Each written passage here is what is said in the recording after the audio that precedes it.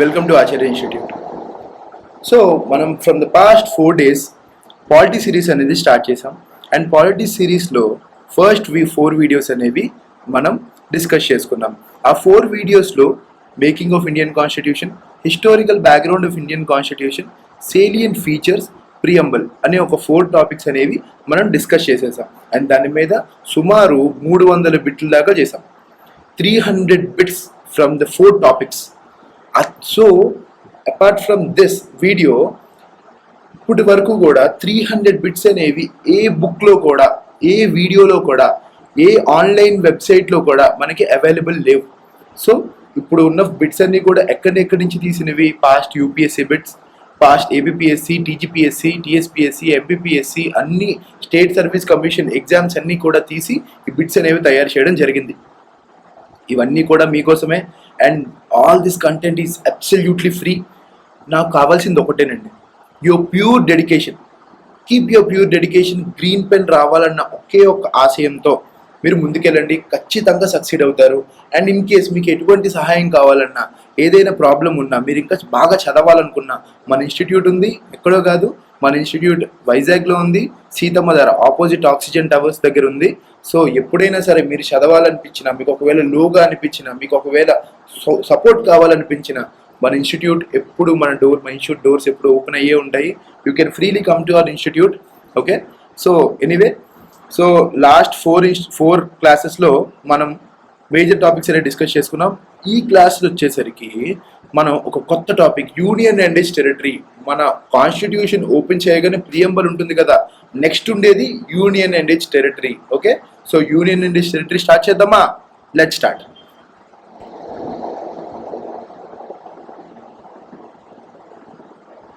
Okay, first bit, the constitution of India describes India as అని అడిగారు. Okay, మనం constitution open చేయగానే, okay, articles ఉంటాయి కదా, ఆర్టికల్ 1 to 4, ఆర్టికల్ 1 to 4 ఏం డిస్క్రైబ్ చేస్తుంది? Union and its territory. Union and its territory గురించి చెప్తుంది. ఓకే, సో ఆర్టికల్ 1లో ఏముంటుందంటే India is a union of states. India that is Bharat అంటారు. India that is Bharat is a union of states అంటారు. Union of states అని అంటారు. ఓకేనా? So answer is union of states. Union of states అంటే ఏంటండి? అన్ని స్టేట్స్ కూడా యూనిటీగా ఉంటాయి. అంటే ఇన్ కేస్ కానీ ఇండియాలో స్టేట్స్ అనేవి బయటికి వెళ్ళిపోవాలంటే, అంటే ఇండియా నుంచి బయటికి వెళ్ళే హక్కు ఏ స్టేట్కి కూడా లేదు. ఇప్పుడు కేరళ ఉంది, కేరళ వాళ్ళు ఎప్పటి నుండో మేము సెపరేట్ కంట్రీ కింద ఫామ్ అవ్వాలనుకుంటున్నాము, ఇండియా నుంచి బయటికి వెళ్ళిపోవాలనుకుంటున్నాము అని ఒక్క సెక్ట్ ఆఫ్ కేరళ అనేది అంటుంది. బట్ అది పాసిబుల్ అవ్వదు. అందుకని ఇప్పుడు అంటే దీని అర్థం ఏంటండి? స్టేట్స్ ఏదైనా ఒక లా పాస్ చేసి ఇండియా నుంచి బయటికి వెళ్ళిపోయే హక్కు స్టేట్కి లేదు, స్టేట్ లెజిస్లేచర్లో లేదు. ఓకేనా? సో ఇన్ కేస్ కానీ యుఎస్ఏ తీసుకుంటే యుఎస్ఏలో ఫర్ ఎగ్జాంపుల్ క్యాన్సస్ సిటీ ఉంది. క్యాన్సస్ సిటీ ఒక స్టేట్ అనుకోండి. ఆ స్టేట్ కానీ యుఎస్ నుంచి బయటికి వెళ్ళిపోవాలి అనుకుంటే, ఓకే, వాళ్ళ పార్లమెంట్లో, ఓకే, వాళ్ళ సెనెట్లో, వాళ్ళ లోయర్ హౌస్లో ఒక బిల్ పాస్ చేస్తే యుఎస్ నుండి బయటికి వెళ్ళిపోవచ్చు. ఓకే, ఎందుకు? బికాజ్ ఆ యుఎస్లో ఉన్న స్టేట్స్ అని యునైటెడ్ స్టేట్స్ అన్నీ కూడా ఒక అగ్రిమెంట్ ద్వారా లోపలికి వచ్చాయి. ఓకే, సో అందరికీ అర్థమైంది కదా? నెక్స్ట్ ఆర్టికల్ 1 అనేది మనం ఇప్పుడు డిస్కస్ చేసామండి. Next article 3. ఆర్టికల్ 3 కన్నా ముందు ఆర్టికల్ 2 గురించి చెప్తానండి. ఆర్టికల్ 2 గురించి చెప్తాను. ఆర్టికల్ 2 ఏం చెప్తుందంటే, ఫర్ ఎగ్జాంపుల్ ఇండియాలో ఏదైనా ఒక అవుట్ సైడ్ స్టేట్ని, ఫర్ ఎగ్జాంపుల్ శ్రీలంక ఉంది. శ్రీలంక ఇప్పుడు ఆర్థిక పరిస్థితి, like financial situation of Sri Lanka is very bad, right? So financial situation of Sri Lanka అంటే ఆర్థిక పరిస్థితి, శ్రీలంక యొక్క ఆర్థిక పరిస్థితి అనేది చాలా బ్యాడ్గా ఉంది. ఇన్ కేస్ ఒకవేళ కానీ ఇండియా దయతలచి ఇన్ కేస్ శ్రీలంకని లోపలికి ఇంక్లూడ్ చేసుకుందాం అనుకుంటుంది అనుకోండి. ఓకే, ఇంక్లూడ్ చేసుకుందాం అనుకుంటే ఇండియాలోకి, ఓకే, ఒక సింపుల్ మెజారిటీతో ఒక సింపుల్ మెజారిటీతో శ్రీలంకని లోపలికి ఇంక్లూడ్ చేసుకోవచ్చు. ఒక సింపుల్ మెజారిటీతో శ్రీలంకని ఇండియాలోకి ఇంక్లూడ్ చేసుకోవచ్చు. శ్రీలంకయే కాదండి, any part of the world. కాకపోతే మనం ఇంటర్నేషనల్ లాస్ అనేవి ఫాలో అవ్వాలి. ఓకే, సో ఇప్పుడు ఆర్టికల్ 2 ఏం చెప్తుంది మనకి? India can acquire any state. Okay, India can acquire any state out side India. ఇది గుర్తుపెట్టుకోండి, అవుట్ సైడ్ ఇండియా బయట ఉన్న వాటివి ఏవైనా సరే మనం లోపలికి ఇంక్లూడ్ చేసుకోవచ్చు. Either as a state or union territory కింద మనం ఎక్వైర్ చేసుకోవచ్చు. ఓకే, అది ఆర్టికల్ 2 చెప్తుంది. ఓకే, దాని మీన్స్ ఏంటి? ఒకటి చూడండి, ఎక్విజిషన్ అనేది ఏంటి? ఆక్రమించుకోవడం ఆర్ ఎల్స్ తీసుకోవడం అనేది చెయ్యొచ్చు అని ఆర్టికల్ 2 క్లియర్గా చెప్తుంది. ఓకేనా? నెక్స్ట్ ఇప్పుడు ఆర్టికల్ 3 గురించి మాట్లాడుతున్నాం. ఆర్టికల్ 3 అంటే ఏంటంటే బయట వాళ్ళతో మాట్లాడితే ఆర్టికల్ 2, లోపల అడ్జస్ట్ చేసుకుంటే. ఫర్ ఎగ్జాంపుల్ తెలంగాణ ఉందండి, తెలంగాణని ఆంధ్ర నుంచి విడదీశారు కదా. ఓకే, విడదీయాలంటే మనం ఏ ఆర్టికల్ యూజ్ చేసి, ఏ ఆర్టికల్లోని పవర్ని యూజ్ చేసి పార్లమెంట్ విడదీసింది? ఆర్టికల్ 3. ఓకే, అంటే article 3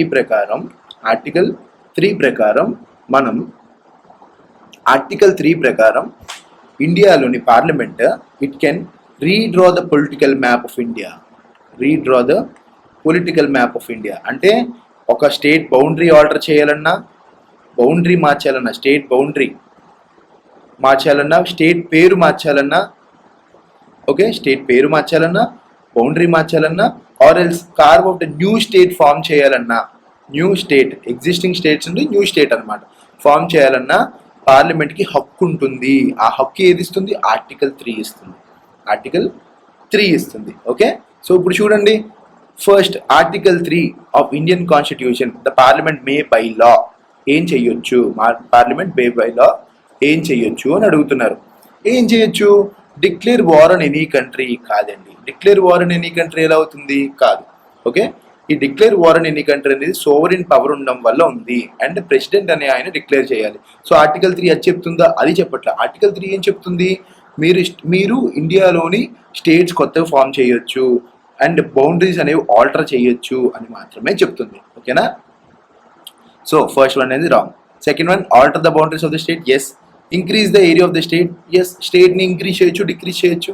establish autonomous council within any state. చూడండి, ఆటోనామస్ కౌన్సిల్ అంటే ఇప్పుడు నార్త్ ఈస్టర్న్ స్టేట్స్ ఉంటాయి కదా, అక్కడ autonomous council, district autonomous councils అని చెప్పేసి కొన్ని ఫామ్ చేశారు. ఎందుకు? Administrative convenience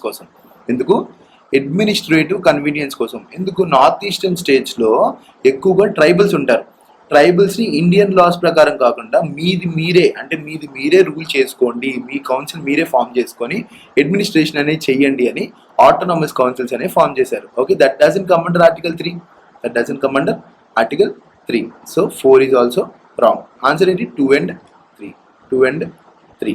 okay, the previous MPPSC bit అండి. Okay, Madhya Pradesh public service commission bit ఇది. ఓకేనా? నెక్స్ట్,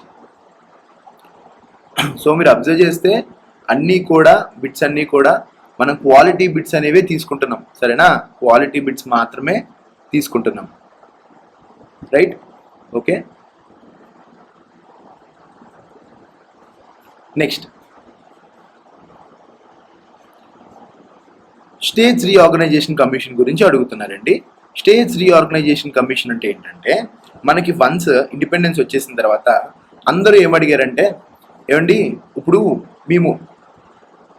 మేము మద్రాస్ వాళ్ళం కాదు, ఇప్పుడు ఆంధ్ర వాళ్ళు ఏమన్నారంటే, మాకు తమిళం రాదండి, మాకు సెపరేట్ లాంగ్వేజ్ ఉంది, దాన్ని తెలుగు అంటారు. సో మా తెలుగు పీపుల్ అందరినీ కూడా ఒక దగ్గర చేర్చండి, మేమందరం బాగా మాట్లాడుకుంటాం, బిజినెస్లు చేసుకుంటాం, మేము ఎదుగుతాం అన్నారు. అలానే ఇప్పుడు తెలుగు వాళ్ళు అన్నారు కదా, కేరళైట్స్ అలాగే అన్నారు, అండ్ కన్నడిగాస్ అలాగే అన్నారు, మరాఠీస్ అలాగే అన్నారు, గుజరాతీస్ అలాగే అన్నారు. సో ప్రతి ఒక్కరు కూడా ఏమంటున్నారు? మా లాంగ్వేజ్ బట్టి మమ్మల్ని డివైడ్ చేయండి, మా స్టేట్స్ అనేవి లాంగ్వేజ్ బట్టి డివైడ్ చేయండి అని అన్నారు. ఓకే, అలా డివైడ్ చేయమన్నప్పుడు మనం ఆల్రెడీ చదివాం కదా, కాన్స్టిట్యూయెంట్ అసెంబ్లీ ఫామ్ అయినప్పుడు ఓకే మనం స్టేట్స్ రీఆర్గనైజేషన్ కమిటీ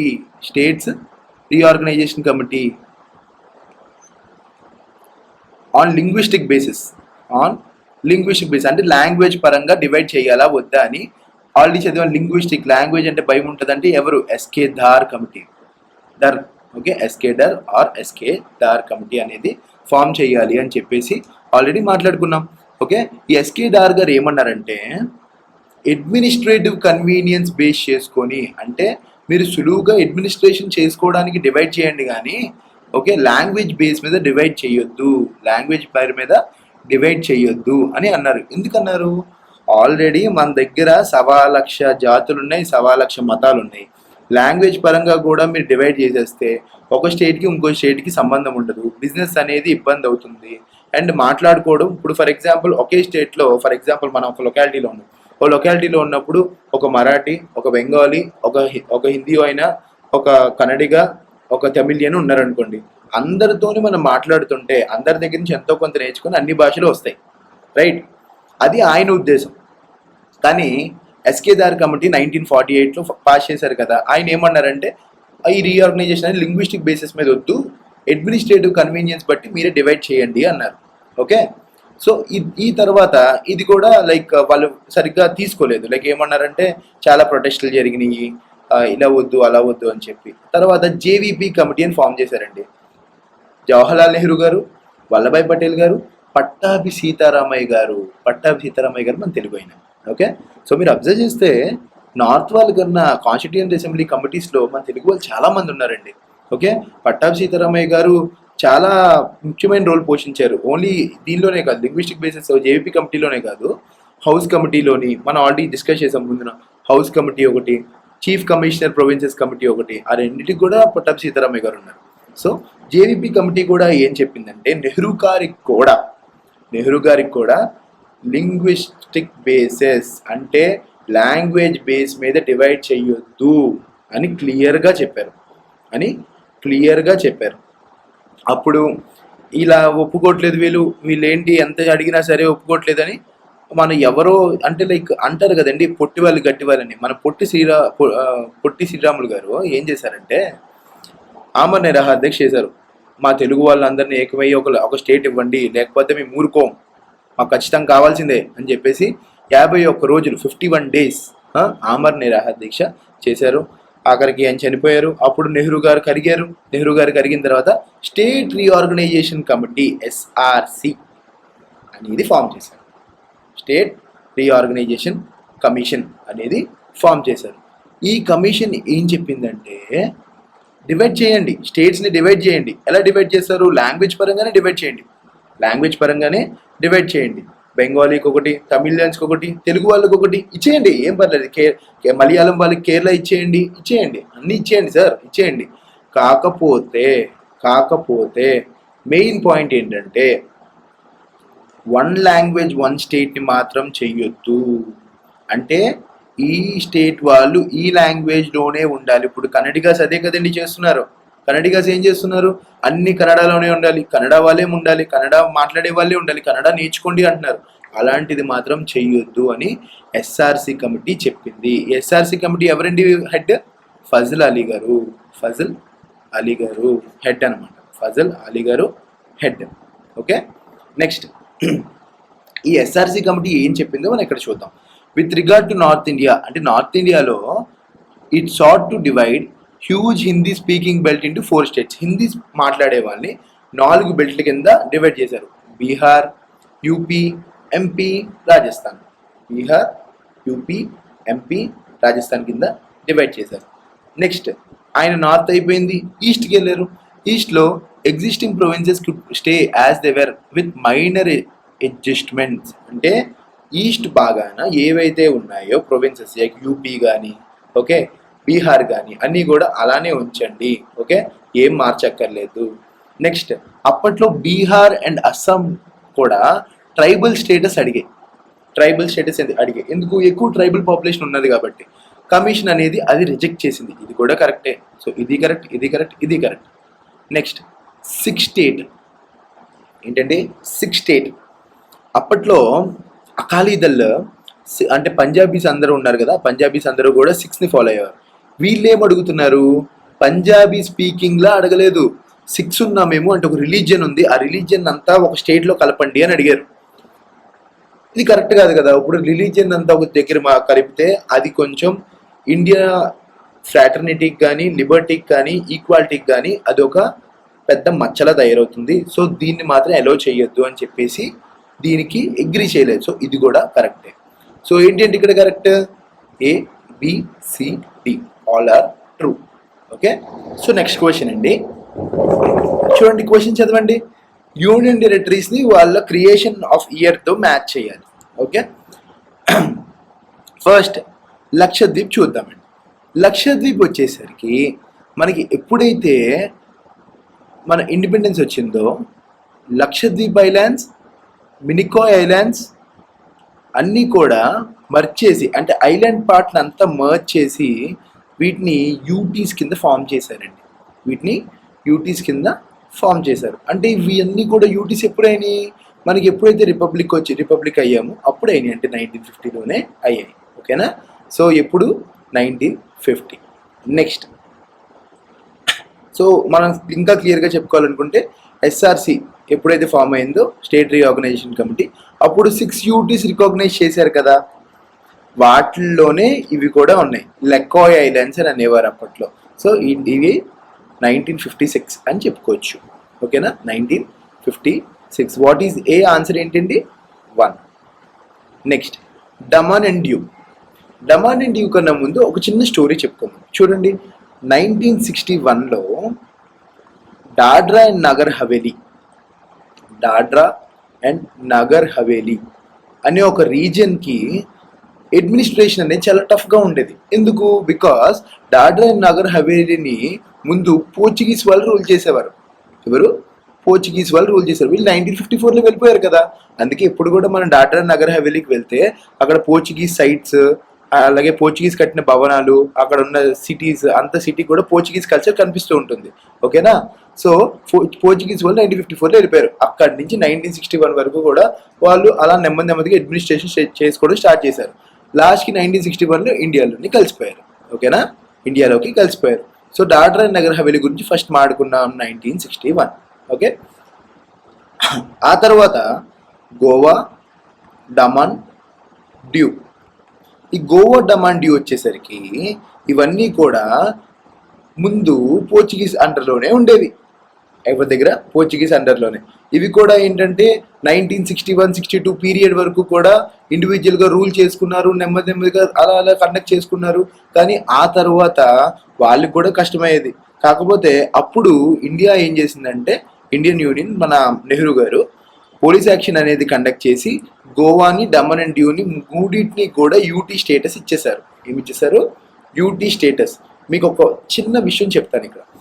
ఏదైనా ఒక టెరిటరీని యూనియన్ టెరిటరీగా మార్చాలంటే కాన్స్టిట్యూషనల్ అమెండ్మెంట్ అనేది జరగాలి. Constitutional amendment. So Dadra and Nagar Haveli constitutional amendment జరిగితేనే కదా అయ్యింది. A constitutional amendment, 10th constitutional amendment. Next, Goa, Daman and Diu 12th constitutional amendment జరిగింది. ఓకే, 12th కాన్స్టిట్యూషనల్ అమెండ్మెంట్ ద్వారా మనకి ఇవి యూటీస్ అయ్యాయి. ఆ తర్వాత గోవాకి స్టేట్హుడ్ అనేది 1987లో స్టేట్హుడ్ అనేది ఇచ్చారండి, 1987. ఓకే, ఎనీవే, సో ఫస్ట్ మనకి ఇక్కడ డమన్ అండ్ డ్యూ గురించి మాట్లాడుకుంటున్నాం. సో 1962. ఓకేనా, సో లక్షద్వీప్ అయిపోయింది, డమన్ డ్యూ అయిపోయింది, దాద్రా నగర్ హవేలీ కూడా అయిపోయింది. నెక్స్ట్, చండీగఢ్. ఇది చాలా ఇంపార్టెంట్ అండి, ఒకసారి జాగ్రత్తగా వినండి. అప్పట్లో పంజాబ్ అనేది ఒక స్టేట్. పంజాబ్ పెద్ద స్టేట్గా ఉండేదండి. అంటే పంజాబ్లో హర్యానా, చండీగఢ్, హిమాచల్ ప్రదేశ్ అంతా కూడా కలిసి ఉండేవి. ఓకే, సో 1966 పీరియడ్లో ఏం జరిగిందంటే పంజాబీస్ అందరూ కూడా సిక్ ల్యాండ్ కావాలి అంటే, అప్పుడే నెహ్రూ గారు చనిపోయారు కదా, నెహ్రూ గారు చనిపోయారు, పిఎం చనిపోయారు. ఓకే, ఇప్పుడు కనుక మనం గట్టిగా చేస్తే, అప్పుడు ఎలా వైఎస్ రాజశేఖర రెడ్డి చనిపోగానే అదే ఊపులో మన తెలంగాణ కూడా తెచ్చారు కదా, అలానే నెహ్రూ గారు చనిపోయినప్పుడు అదే ఊపిలో సిక్ ల్యాండ్ అదే పంజాబ్ అనేది తెచ్చుకుందాం అని చెప్పేసి గట్టిగా పోరాటం చేశారు. ఎవరు పోరాటం చేశారు? తారాసింగ్ అనే ఒక ఆయన సిక్ ల్యాండ్ కావాలి, అకాలీదళ హెడ్ ఆయన, ఆ సిక్ ల్యాండ్ కావాలి అని చెప్పేసి పంజాబ్ కోసం పోరాటం చేశారు. అప్పుడు వాళ్ళు ఏం చేశారు?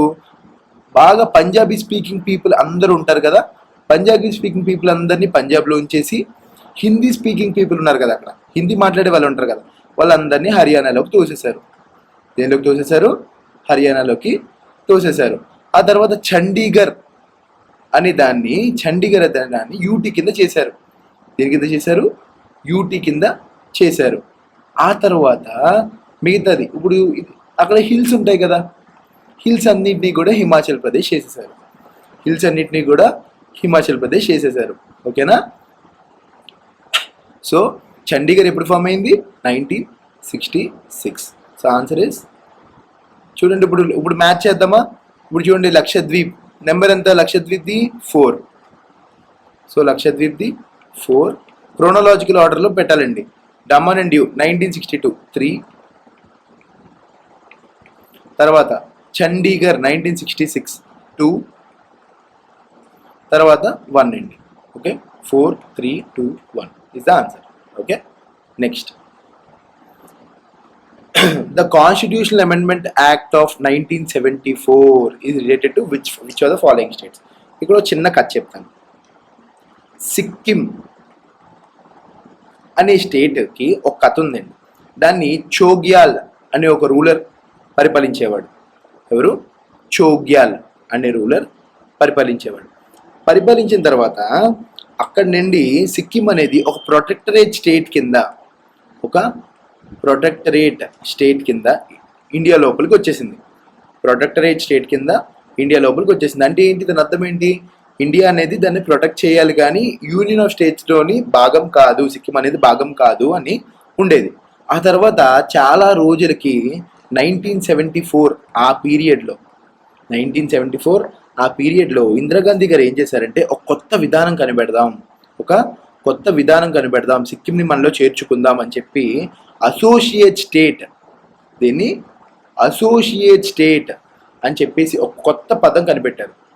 దాని ద్వారా సిక్కిం అనేది ఇండియాకి ఒక అసోసియేట్ స్టేట్ కింద ఉంటుంది అని చెప్పి, అంటే సంథింగ్ ఫ్రెండ్లీ స్టేట్ కింద, ఇండియాలోని పార్ట్ కాదు బట్ ఒక ఫ్రెండ్లీ స్టేట్ కింద మొత్తం అడ్మినిస్ట్రేషన్ అంతా ఇండియా చూసుకుంటుంది. ఓకే, ఆ రకంగా చేద్దామని అనుకున్నారు. దానికోసం అని చెప్పి Schedule 10 అని కూడా పెట్టి దీనికోసం స్పెషల్గా చేశారు. కానీ అది వర్కౌట్ అవ్వలేదు. ఇన్ ద వెరీ నెక్స్ట్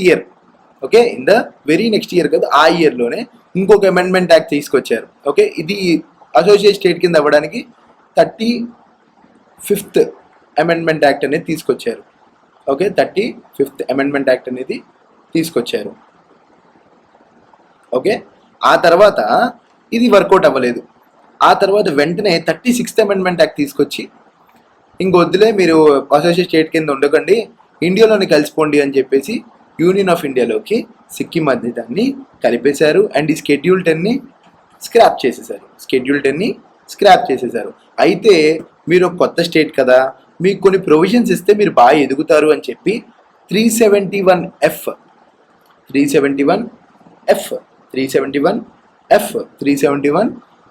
అనే దానిలో సిక్కింని చేర్చారు. 371F అనే దానిలో సిక్కింని చేర్చారు. చాలాసార్లు క్వశ్చన్ అడిగారండి. ఓకే, గుర్తుపెట్టుకోండి. 371F 36th అమెండ్మెంట్ యాక్ట్ ద్వారా సిక్కిం అనే దాన్ని మన ఇండియాలోకి కలిపారు. Okay, so 35th constitutional amendment act కూడా సిక్కింకి సంబంధించిందే. Okay, done. నెక్స్ట్ క్వశ్చన్ చూడండి. ఇప్పుడే చెప్పాను 36th amendment act 1975 Sikkim was award the status of full fledged state. Yes, కంప్లీట్గా ఒక స్టేట్ కింద తీసి పెట్టేశారు. అంతేకాకుండా 371F ఏం చెప్తుందంటే, చూడండి, మీరు సిక్కిం అనే స్టేట్ తయారు చేసుకున్నారు, దానిలో లెజిస్లేటివ్ అసెంబ్లీలో సఫిషియంట్ మెంబర్స్ ఉండాలి, అప్పుడే మీరు ఏవైనా ప్రాబ్లమ్స్ ఉన్నా సరే బయటికి చెప్పగలరు అని చెప్పేసి ఒక లెజిస్లేటివ్ అసెంబ్లీని తయారు చేసి దానిలో మినిమం 30 మంది ఉండాలి, 30 మెంబర్స్ మినిమం ఉండాలి అని వీళ్ళు రెజల్యూషన్ పాస్ చేశారు. Okay, so answer is A and B. Okay, answer is A and B.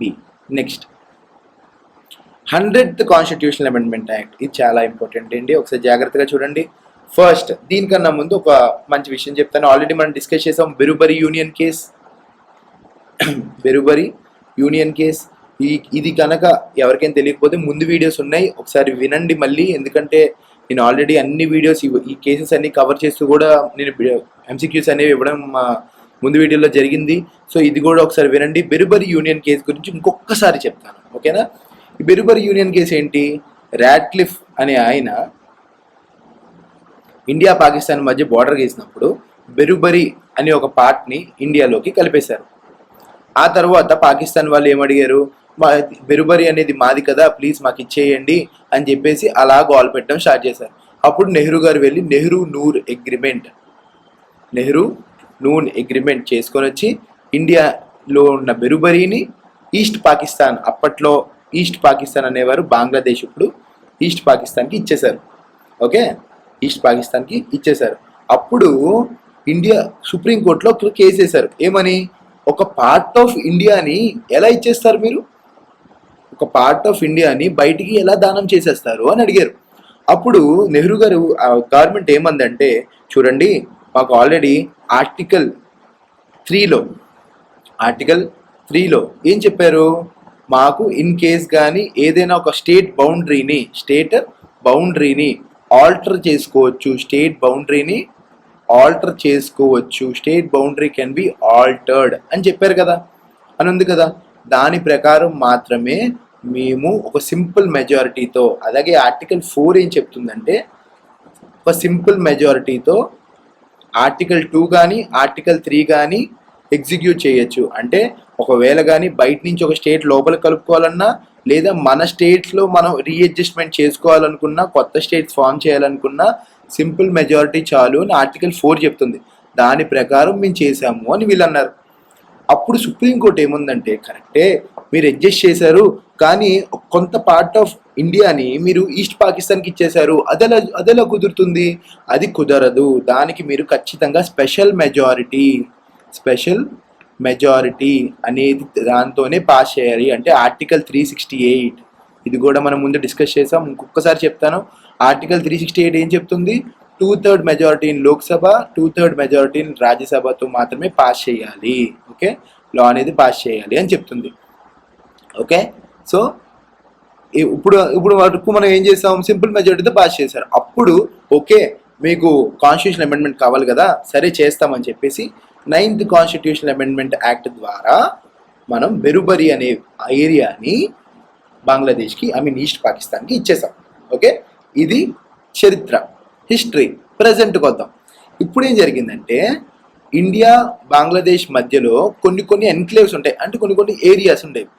కొన్ని ఏరియాస్ మనం తీసుకున్నాం, కొన్ని ఏరియాస్ వాళ్ళకి ఇచ్చేసాం అనమాట. ఇన్ ద ఇయర్ 2015 మోడీ గారు వచ్చిన వెంటనే కొన్ని ఏరియాస్, కొన్ని ఎవెన్యూస్ మనం తీసుకొని కొన్ని ఎవెన్యూస్ వాళ్ళకి ఇచ్చేసాం. అదే 100th కాన్స్టిట్యూషనల్ అమెండ్మెంట్ యాక్ట్ అనేది స్పెషల్ మెజారిటీతో పాస్ చేశారు. ఎందుకు? కొన్ని పార్ట్స్ ఆఫ్ ఇండియాని బయట దేశానికి ఇస్తున్నాం కాబట్టి. ఓకే, సో ఇప్పుడు ఏంటి 100th constitutional amendment act? Boundary adjustment between India and Bangladesh. Next question. So ఇప్పుడు మొత్తం ఇదంతా క్లియర్గా అర్థమైంది కదా. ఆర్టికల్ 4, ఆర్టికల్ 3, ఆర్టికల్ 2, ఆర్టికల్ 1 క్లియర్గా అర్థమైనాయి అందరికీ? ఓకే, నెక్స్ట్ ఇప్పుడు చూడండి, నెక్స్ట్ క్వశ్చన్ చూడండి. నెక్స్ట్ క్వశ్చన్ చూడండి. Via which among the following amendments the constitution of the territories of Goa, Daman and Diu, ఇది ఆల్రెడీ మనం డిస్కస్ చేస్తాం. ఫస్ట్ యూటీ ఏంటండి? దాడ్రా అండ్ నాగర్ హవేలీ. ఇది ఎప్పుడు చేశారు? 1961లో. ఏ అమెండ్మెంట్ యాక్ట్? 10th. తర్వాత వెంటనే వచ్చిన అమెండ్మెంట్ యాక్ట్ ఏంటి? 12th. ఏంటిది? Goa, Daman and due. So answer is 12th constitutional amendment act. తర్వాత 14th పుడిచెర్రీకి. 14th ఏంటి? పుడిచెర్రీకి, అంటే పాండిచ్చేరికి. ఓకే, పుడిచెర్రీకి ఎందుకు 14th అంటే, అప్పట్లో ఇక్కడ పోర్చుగీస్ వాళ్ళు ఉన్నారు కదా, అక్కడ ఫ్రెంచ్ వాళ్ళు ఉండేవారు. అందుకే మనం యానం వెళ్ళామనుకోండి, యానం, మాహే, పుడిచేరి అన్నీ కూడా కలిపి యూనియన్ టెరిటరీ కింద ఫామ్ చేశారు. ఇప్పటికి వెళ్తే మన ఫ్రెంచ్ కాలనీస్ అనేవి కనిపిస్తాయి. మనం యానం వేరే దానికి వెళ్తాం, అది వేరే విషయం. బట్ స్టిల్ ఫ్రెంచ్ కాలనీస్ అనేవి పుడిచేరిలో ఉండేవి. ఓకే, ఇప్పుడు కూడా ఉన్నాయి, ఫ్రెంచ్ కట్టడాలు చాలా ఉంటాయి. అదన్నీ కూడా మన 14th కాన్స్టిట్యూషనల్ అమెండ్మెంట్ యాక్ట్ ద్వారా కలిపేశారు. ఓకేనా, 14th కాన్స్టిట్యూషనల్ అమెండ్మెంట్ యాక్ట్ ద్వారా కలిపేశారు. So 14th constitutional amendment act ద్వారా పుడిచేరిని కూడా ఇండియాలోకి కలిపేశారు. So the answer is Goa, Daman and Diu, 12th constitutional amendment act 1962. అలానే ఇక్కడ ఇంకో విషయం కూడా చెప్తా. గోవా ఉంది కదా, గోవాకి స్టేట్ హుడ్ ఎప్పుడు వచ్చింది? 1987. గోవాతో పాటు ఇంకో 2 దేశాలకు కూడా వచ్చాయి, ఇంకో 2 రాష్ట్రాలకు కూడా వచ్చాయి. మిజోరాం, అరుణాచల్ ప్రదేశ్ అండ్ గోవా. ఈ మూడింటికి కూడా 1987లో వచ్చాయి. ఎలా గుర్తుపెట్టుకుంటారంటే మిజోరాం, అరుణాచల్ ప్రదేశ్, గోవా 1987 రాజీవ్ గాంధీ గారి పీరియడ్లో. అలా గుర్తుపెట్టుకోండి. ప్రైమ్ మినిస్టర్ని గుర్తుపెట్టుకుంటే మనకి ఈజీగా గుర్తుంటాయి మిగతావి కూడా. ఓకేనా, next. The makers of the Indian Constitution choose the scheme of federation. Federation అంటే ఏంటి? రిలేషన్ బిట్వీన్ సెంటర్ అండ్ స్టేట్సే కదా. ఎక్కడి నుంచి తీసుకున్నాం? కెనడా నుంచి తీసుకున్నాం. యుఎస్ కాదండి, యుఎస్ కాదు, డిఫరెంట్గా ఉంటుంది. యుఎస్ ఫెడరేషన్ డిఫరెంట్గా ఉంటుంది. మనం కెనడా నుంచి తీసుకున్నాం. Okay, next. By which constitutional amendment act Sikkim became a new state? చూడండి, 35th ఇచ్చాడు, 36 ఇచ్చాడు. 35th ద్వారా ఏమైంది? అసోసియేట్ స్టేట్ అయ్యింది. క్లారిటీ ఉంది కదా, అసోసియేట్ స్టేట్ అయింది. 36 ద్వారా కొత్త స్టేట్ అయింది. ఓకే, 36 ద్వారా కొత్త స్టేట్ అయింది. Okay, next. What is the correct chronological order of Assam, Nagaland, Goa, Mizoram? చూడండి, జాగ్రత్తగా వినండి, చాలా జాగ్రత్తగా వినాలి. ఓకే, చూడండి. అస్సాం అనేది మన రిపబ్లిక్ ఎప్పుడైతే అయ్యామో అప్పుడే 26 జనవరి 1950లోనే వీళ్ళు లోపలికి కలిసిపోయారు. ఓకే, సో అప్పుడు 1956లోనే అస్సాం అనేది మన స్టేట్ కింద ఉంది. So Assam is first rank goes to Assam. అన్ని ఆప్షన్స్లో ఫస్ట్ అస్సామే ఉంది. నెక్స్ట్, నాగాల్యాండ్. చూడండి, నాగాల్యాండ్ 1963లో నాగా హిల్స్ అనే ఏరియాని అస్సాం నుండి తీసి, అస్సాం నుండి నాగా హిల్స్ అనే ఒక ఏరియాని తీసి, అండ్ ట్యూన్ సాంగ్ అనే ఏరియాని కూడా తీసి, ఓకే, వీళ్ళు నాగాల్యాండ్ అనే ఒక ఏరియాని పెట్టారు. ఓకే, 1963. ఇది ఎన్నో స్టేట్ అండి? 16th state. చూడండి, మనకి 14 స్టేట్స్ ఫామ్ అయ్యాయి కదా. వెంటనే 1960లో ఫస్ట్ ఫామ్ అయిన స్టేట్ ఏంటో తెలుసా? గుజరాత్. మన మోదీ గారు ఎక్కడి నుంచి వచ్చారు? గుజరాత్ నుంచి వచ్చారు. So 15th state is Gujarat, 16th state is Nagaland. Okay, next, Goa, Mizoram. ఇది కొంచెం జాగ్రత్తగా వినండి. 1987 పీరియడ్లో, రాజీవ్ గాంధీ గారి పీరియడ్లో 3 స్టేట్స్కి ఒకేసారి వచ్చాయి. 3 స్టేట్స్ ఒకేసారి ఫామ్ అయ్యాయి. ఏంటంటే అవి? మిజోరాం, అరుణాచల్ ప్రదేశ్, గోవా. మిజోరాం, అరుణాచల్ ప్రదేశ్, గోవా. ఓకే, మిజోరాంలో నక్సలైట్లు ఎక్కువగా ఉండేవాళ్ళు. ఆ ఇన్సర్జెన్సీని అంతటినీ కూడా ఇండియన్ ఆర్మీ చితక్ కొట్టేసింది. సిఆర్పిఎఫ్, సిఐఎస్ఎఫ్ సాగు కొట్టేసి మనకి మిజోరాంని, అరుణాచల్ ప్రదేశ్ని, ముందు అరుణాచల్ ప్రదేశ్ యూటీ కింద ఉండేది, అది కూడా స్టేట్ చేసేసారు. ఓకే, మిజోరాం, అరుణాచల్ ప్రదేశ్ అలా ఫామ్ అయ్యి తర్వాత గోవాని కూడా కంప్లీట్ స్టేట్ హుడ్ అనేది ఇచ్చేశారు. ఓకేనా, సో ఫస్ట్ ఏంటి? Mizoram. Second Arunachal Pradesh. Goa third. Goa is the 25th state అండి. 25 ఈ నెంబర్ గుర్తుపెట్టుకోండి. గోవా గుర్తుంటుంది కదా, గోవా 25. ఓకే, నెక్స్ట్ అరుణాచల్ ప్రదేశ్, దీని ముందే పోతుంది 24th. మిజోరాం 23rd. ఓకేనా, సో ఆన్సర్ ఏంటి? ఫస్ట్ ఏం ఫామ్ అయింది? మిజోరాం ఫామ్ అయింది, తర్వాత గోవా ఫామ్ అయింది. So answer is C. Okay, next. Which of the following union territories is given partial statehood? Partial state hood అంటే ఏం లేదండి, అదొక యూటీ, కానీ దానికి అసెంబ్లీ ఉంటుంది. సింపుల్గా చెప్పడం మన ఎన్సిటీ ఉంది కదా, ఢిల్లీ ఉంది కదా, దానికి అసెంబ్లీ ఉంటుంది కదా, అలాగే పుడిచేరి కూడా ఉంటుంది. పుడిచేరిలో కూడా ఎమ్మెల్యేస్ ఉంటారు. So answer is Puducherry. Okay, పుడిచేరిలో ఇంకో మంచి విషయం కూడా ఉంటుంది, లెఫ్టినెంట్ గవర్నర్ కూడా ఉంటారు. లెఫ్టినెంట్ గవర్నర్ మన కిరణ్ బేడి గారు ఉండారు కదా, కిరణ్ బేడి గారు లెఫ్టినెంట్ గవర్నర్ ఆఫ్ పుడిచేరి ఒకప్పుడు.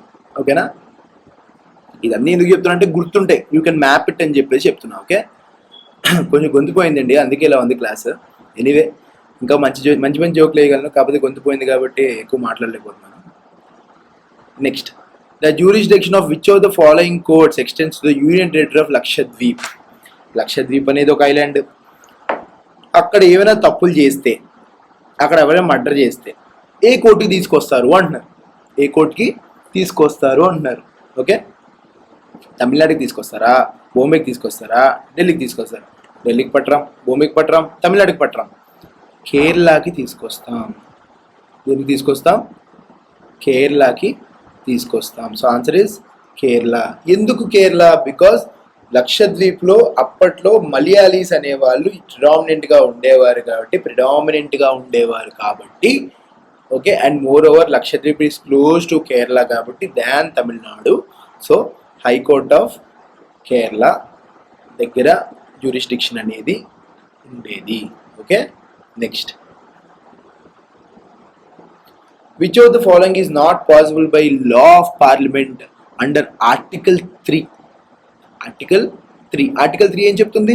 You can alter the areas of the state boundaries మార్చగలవు, న్యూ స్టేట్స్ని ఫామ్ చేయగలవు, తెలంగాణ లాగా బౌండరీస్ని కూడా ఆల్టర్ చేయగలవు. Correct. Next, admission of new states. ఇది ఎలా అవుతుంది? ఇది అవ్వదు కదా. ఇది ఏ ఆర్టికల్ ద్వారా అవుతుంది? చెప్పండి. Article 2. Okay, so 4 is the answer. Next, when did the union territories of Daman, Diu, Nagar, Nagar Haveli. చూడండి, మోదీ గారు ఏం చేశారంటే సెకండ్ టర్మ్ స్టార్ట్ అయిన వెంటనే, పాపం అప్పటికే కోవిడ్ వస్తుందని తెలియకపోవచ్చు, అండ్ అప్పటికి స్టార్ట్ అయిందిలేండి. అప్పుడు ఆయన ఏమనుకున్నారంటే దాడ్రా అండ్ నగర్ హవేలీని, దమన్ అండ్ డ్యూని ఒక యూటీ చేసేద్దాం అని చెప్పేసి ఆయన 26th January 2020 ఆయన రెండు కలిపి ఒక యూటీ చేసేసారు. ఓకేనా, నెక్స్ట్ చూడండి, till 1947 Sikkim was Indian princely state. కరెక్టే. రూల్డ్ బై అవార్ డిసెండెంట్స్. కాదు, అవార్ డిసెండెంట్సా వాళ్ళు? కాదు, చోగ్యాల్. పేరేంటి? చోగ్యాల్ రూలర్స్ కదా, చోగ్యాల్. సో ఇది తప్పు. Next, after the lapse of British paramountcy Sikkim became protectorate of India. Yes, Sikkim became protectorate of India. కరెక్టే. 36th కాన్స్టిట్యూషనల్ అమెండ్మెంట్ యాక్ట్ ద్వారా సిక్కిం 22nd స్టేట్ కింద ఫామ్ అయింది, ఫుల్ ప్లేజ్ స్టేట్ కింద. కరెక్టే. So answer is 2 and 3. Next అండి. Okay, next question under. Okay, ఇది సిటిజన్షిప్లోకి వస్తుందండి. సో సిటిజన్షిప్లో డిస్కస్ చేద్దాం కాన్సెప్ట్ కూడా. సో నెక్స్ట్ క్వశ్చన్ చూడండి,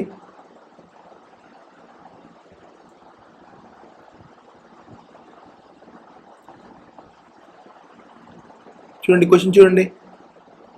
the territory of India includes not only the states but also the union territories and territories that may be acquired. చూడండి, దీనికన్నా ముందు మన ఆర్టికల్ 1లో ఏం రాశారో క్లియర్గా చెప్తాను. చూడండి, టెరిటరీస్ గురించి రాశారు. దేని గురించి రాశారు? టెరిటరీస్ గురించి రాశారు. ఓకేనా, చూడండి, టెరిటరీస్ గురించి రాశారు. టెరిటరీ అంటే ఏంటి, యూనియన్ అంటే ఏంటి? యూనియన్ అంటే ఓన్లీ స్టేట్సే వస్తాయండి, ఓన్లీ స్టేట్సే వస్తాయి. ఓకే, టెరిటరీకి వచ్చేసరికి స్టేట్స్ వస్తాయి, యూనియన్ టెరిటరీస్ వస్తాయి. అండ్ ఇన్ కేస్ కానీ ఇండియా బయట నుంచి ఏమైనా ఆక్యుపై చేసుకుంటే అవి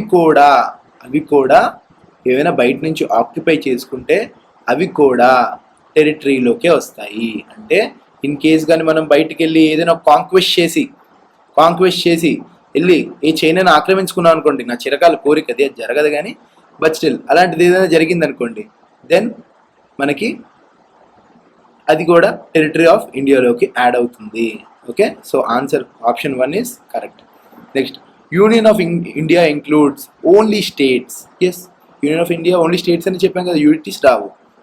The state, union territories and acquired territories are the members of federal system and share a distribution of powers with the center. చూడండి, సెంటర్కి స్టేట్కి మాత్రమే పవర్స్ అనేవి ఉంటాయి, ఆర్ ఎల్స్ కాన్కరెంట్. యూటీస్కి ఉంటాయా? ఉండవు. యూటీస్కి ఉండవు. So 3 is wrong. So answer is 1 and 2 only. 1 and 2 only. Next question చూడండి. చూడండి, the parliament is empowered to alter the boundaries. Yes, article 3.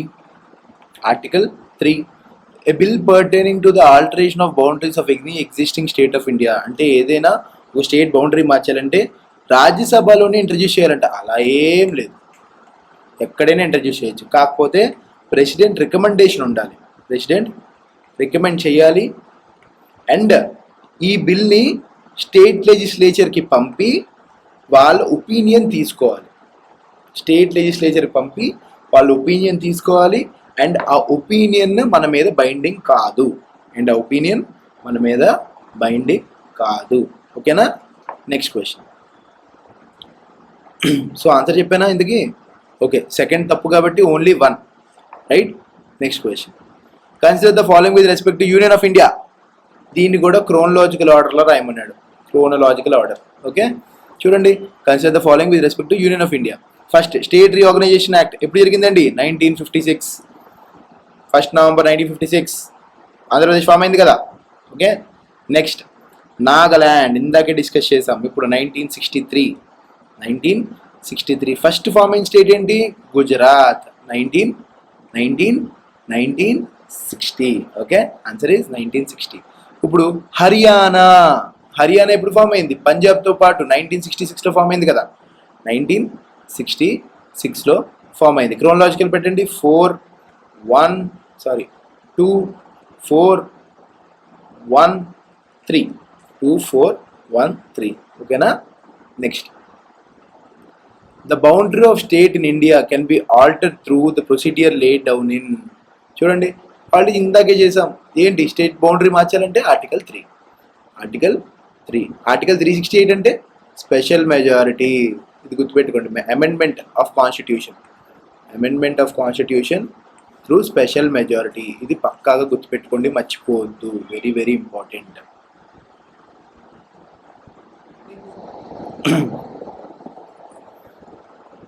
In 1953, Jawaharlal Nehru announced the formation of commission to study the reorganization of states on linguistic basis,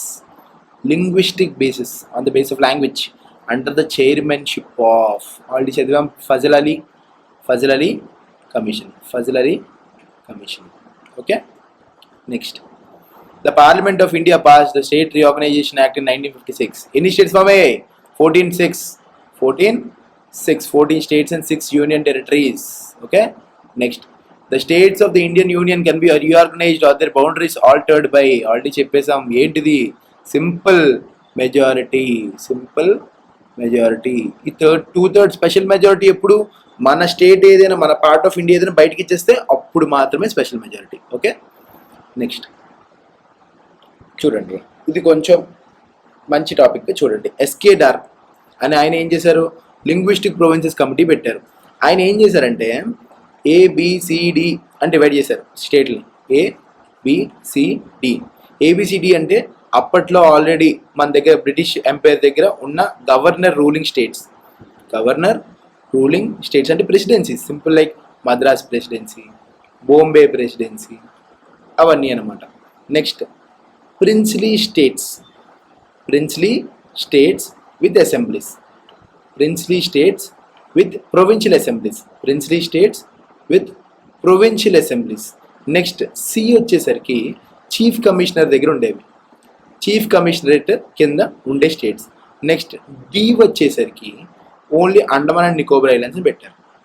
Andaman and Nicobar ఐలాండ్స్ని. Princely states chief commissioner Andaman and Nicobar islands. Okay, ఈ governor వచ్చేసరికి మద్రాసు, బాంబే అవన్నీ వచ్చేవి. Princely states ఏంటంటే అవాద్ అవన్నీ ఉన్నాయి కదా. Next chief commissioner states. Chief commissioner state ఇప్పుడు ప్రిన్స్లీ స్టేట్లో మన హైదరాబాద్ కూడా ఉండండి, హైదరాబాద్ ఇంకా డిఫరెంట్ ఉండేవి. అప్పుడు ప్రిన్స్లీ స్టేట్స్ అన్నీ కూడా ఉండేవి. ఓకే, జునాగఢ్ అన్నీ. నెక్స్ట్ చీఫ్ కమిషనర్ వచ్చేసరికి ఇంకా వేరే ప్రాంతాలు చీఫ్ కమిషనరేట్ కింద ఉండేవి. డి వచ్చేసరికి ఓన్లీ అండమాన్ నికోబార్. సో ఏకి హెడ్ ఎవరు? గవర్నర్. ఏకి ఎగ్జిక్యూటివ్ హెడ్ ఎవరు? గవర్నర్. నెక్స్ట్ బీకి ఎవరు? ఆల్రెడీ రాజా ఉంటాడు కదా, princely state Rajpramukh. Princely state Rajpramukh. సికి చీఫ్ కమిషనర్ అండ్ డీకి కూడా chief commissioner. So category A స్టేట్స్కి ఎవరి హెడ్ చూడండి, ఏది కరెక్ట్ అని అడుగుతున్నారు, ఏది కరెక్ట్ అని అడుగుతున్నారు. కేటగిరీ ఏ స్టేట్స్కి హెడ్ ఎవరండి? గవర్నర్. సో ఇది రాంగ్, ఇది కూడా రాంగ్. నెక్స్ట్ కేటగిరీ బి స్టేట్స్కి ఎవరండి? రాజ్ ప్రముఖ్ అంటే king. Okay, so answer is C. వాళ్ళు కరెక్ట్గా వెళ్ళారండి. ఫస్ట్ ఏమో గవర్నర్ ఎవరైతే ఉన్నారో కొంచెం హైలీ అడ్వాన్స్డ్ ఇవన్నీ. నెక్స్ట్ బిజినెస్ బాగా జరిగేవి. అండ్ నెక్స్ట్ ప్రిన్స్లీ స్టేట్స్, తర్వాత చీఫ్ కమిషనర్, తర్వాత అండమాన్ నికోబార్ బయట ఉంది కదా, కేవలం ఒక చిన్న సెల్ కట్టడానికి, ఒక పెద్ద జైలు కట్టడానికి మాత్రమే ఉపయోగపడిన ఒకే ఒక్క దీవి అప్పట్లో. Okay, next who among the following was the head of the linguistic provinces committee appointed in 1940. ఇప్పుడే డిస్కస్ చేసాం. ఎవరో ధర్, ఎస్కే డర్. కన్ఫ్యూజ్ అవ్వద్దు, S K Dhar. Okay, first linguistic provinces commission అనేది ఎస్కే డర్. ఓకే, ఇది 1948 పీరియడ్లో. తర్వాత జేవీపీ కమిటీ, జవహర్లాల్ నెహ్రూ, వల్లభాయ్ పటేల్, పట్టాభి సీతారామయ్య. ఆ తర్వాత ఫజల్ అలీ కమిషన్. ఇది ఎప్పుడు 1953 ఆ పీరియడ్లో. 1956 రిపోర్ట్ ఇచ్చింది. Right. Next correct chronological order in which of the following states of Indian union were created or granted statehood. Andhra Pradesh state reorganisation కమిషన్తో పాటు వచ్చింది 1956, కరెక్టే. రైట్. నాగాల్యాండ్ ఎప్పుడు ఇది? ఇందాకే చేసాం, 1963.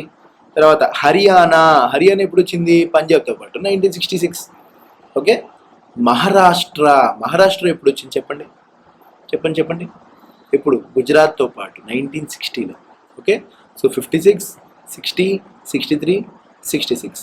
1, 2, 1, 3. Just a minute. 1, 3, 2, 4. 1, 3, 2, 4. Option C. Next.